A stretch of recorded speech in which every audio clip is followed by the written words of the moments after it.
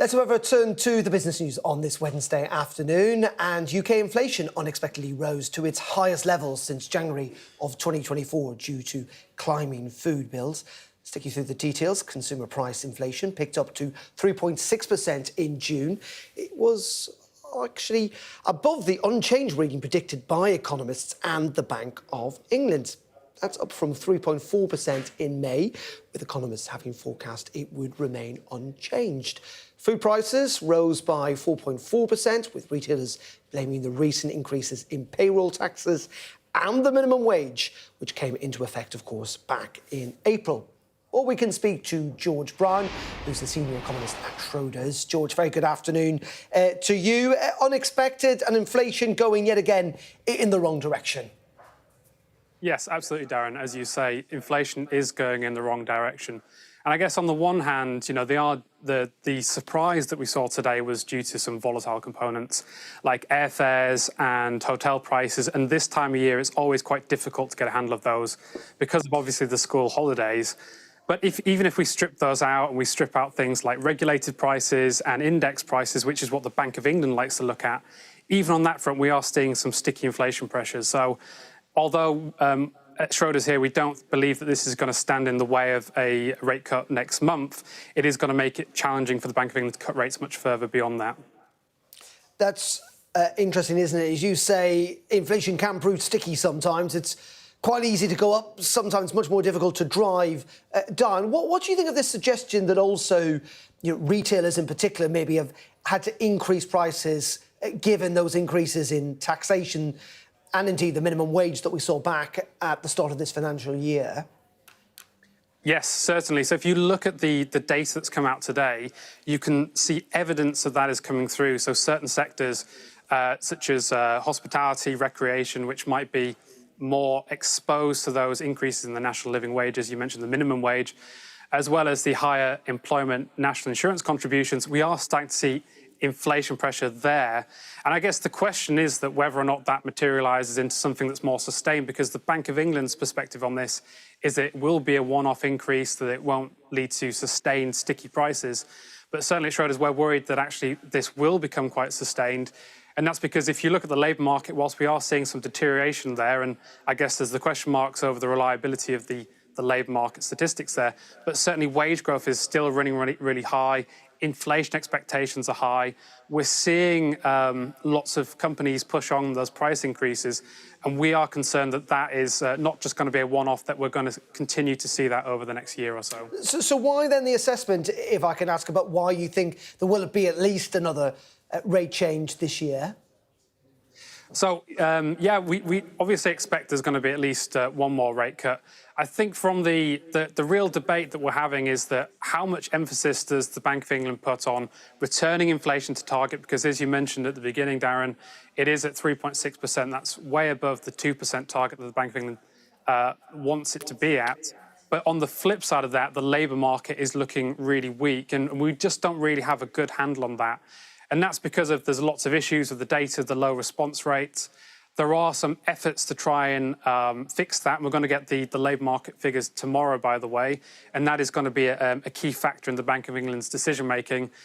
But it's about how do you balance those two risks. And for the most part, the Bank of England's been saying that we expect these price increases to happen, and that's exactly what's happened.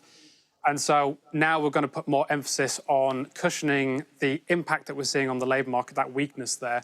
But our argument is that actually inflation is going to be stronger than the Bank of England anticipates. We don't think it might necessarily be the one-off. Clearly, the risk, though, is that the labour market does start to gather further deterioration in terms of the pace of that deterioration. And that is a key risk. But it's going to take a long time to say that with conviction. Okay. And so the mantra for the Bank of England... George, we're just going to have to leave it there, but appreciate your time with the latest on inflation. Let's look at President Trump, who is with the Bahraini Crown Prince, arriving there at the White House. That's obviously a scene we've all become very familiar with over the last couple of months. The West Wing of the White House, where the President's office is in the Oval Office. And as we can see, they have turned up in the last couple of minutes. We will be expecting possibly to hear from them inside the Oval Office later. These latest pictures just emerging of the Bahrainian Crown Prince arriving.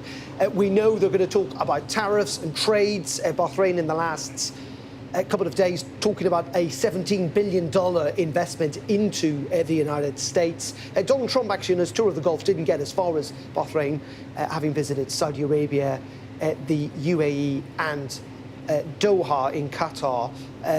But clearly, tariffs, trade, and, of course, the situation in the Middle East with Gaza, Palestine, Israel will also, I'm sure, feature in those talks.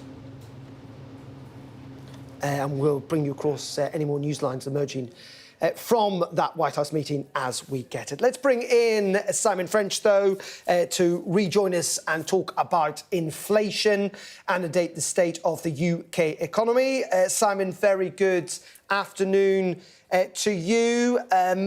It's all pretty tricky, isn't it, for Rachel Reeves at the moment? We've got inflation going in the wrong direction. We were just hearing from George there before we had to leave him about continued weakness in the labour market, concerns about that. And that's all aside from the really difficult decisions the Chancellor's having to make on taxation ahead of the autumn budget. Yeah, I thought George's summary was pretty spot on in terms of the conflicting data from both the labour market and in terms of prices. Where does that leave the Chancellor? Well, the Chancellor last night at the Mansion House was talking up her reforms of the financial services sector, part of her industrial strategy, and released the financial services sector plan. And actually that has received a pretty warm reception across the city, some welcome acknowledgement that post-global financial crisis regulation had gone too far and repealing some of that. But you are absolutely correct that the inflation data, the jobs data, and potentially quite a significant downgrade to potential growth from the OBR coming in the next few months, that presents anything between a 10 to 30 billion pound black hole for her to fill at her autumn budget. And let's talk about that Mansion House speech. We're looking at pictures of it from last night's. Rachel Reeves billed this as quite a keynote speech. How radical do you think the changes were? I mean, we do hear sometimes about governments trying to change regulation, particularly when it comes to the city. In context, how significant, if you like, do you judge last night's speech to be? So a lot of what Rachel Reeves said is continuity from what her predecessor Jeremy Hunt was laying out when he was in office in terms of the Edinburgh reforms. Yes, they've now been dubbed the Leeds reforms, perhaps a nod to the fact that they are targeting financial centres to grow in all regions, not just the City of London.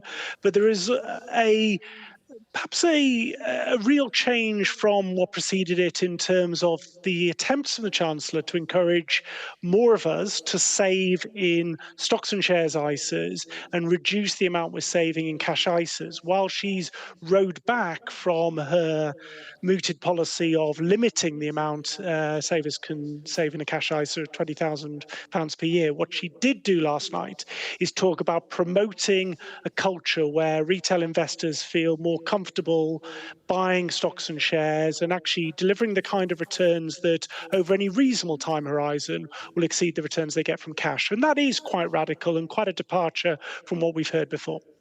OK, and just very finally, while we've got you, Simon, I'm going to ask about Donald Trump, who we just saw there a couple of minutes ago. Jamie Dimon warning in the last 24 hours or so about the independence of the Fed, given a lot of rumours that Donald Trump might be about to fire Jay Powell, of course, as the Fed's chair. That's having an impact, isn't it, clearly? What's your sense of the consequences, if you like, for not just the Fed, but the US economy if Donald Trump were to do that? Well, it's one of the delights of live TV, isn't it? You get these breaking stories that suddenly move the whole market narrative. Most of the day, shares had been strong, the dollar had been recovering, and then a real cratering in the value of the dollar in the last half an hour as reports have come out that the president is on the cusp of firing his chairman of the Federal Reserve, Jerome Powell, and replacing him with someone who he deems to be more pliable to the idea of rate cuts. Now, that does feel rather like political control over what investors have become quite familiar with, which is the independence of central bank and interest rate setting. So they're taking a pretty dim view. The stories have been circulating for a long time, but if they're coming to a head now, then investors are trying to price what interest rate cuts at a time when it looks like US inflation is going to pick up, what that means for the value of the global reserve currency, the US dollar. OK, Simon, always good to talk to you. Thank you very much indeed for joining us. Well, let's now turn to Job Curtis, who's a portfolio manager at the City of London Investment Trust and joins us here in the studio. Job, very good afternoon to you. Good afternoon. Let's turn back again, if we can, to that Mansion House speech. What was your takeaway from it in terms of, do you think it went... I know some people apparently were shaking their heads at certain points last night, but do you think it was a step at least in the right direction? Yes, I think what she's proposing on banking regulation in terms of the amount of capital banks have to hold is actually quite significant and is probably being underappreciated at the moment. I think if the banks are more willing to lend, that should be good for growth in the economy. And the banks at the moment are regulated in an extremely safe way, which is, obviously has its positives when one thinks back at the financial crisis, but the pendulum's probably swung a bit too far. Is that the argument here? Because there'll be some people watching at home remembering, of course, the financial crisis and the mess we got ourselves in with the banks. You think, in many ways, the safeguards are still there, that we should be taking, I think as the Chancellor suggested last night, a bit more risk. And we've not talked about the upsides of risk. Yes, I think she's right on that. I think if, to get the economy growing, the banks have got to lend. And at the moment, they're being too cautious because they have to hold so much capital. And, by lending more, it enables companies to borrow, to grow their business, enables young couples to get on the housing ladder. And all of this has a multiplier effect and causes more economic growth. So I think it is the right thing to do, starting from a very strong point that we are in terms of bank capital. And we've seen bank share prices perform very well over the last 18 months, reflecting people have got confidence back in the banks.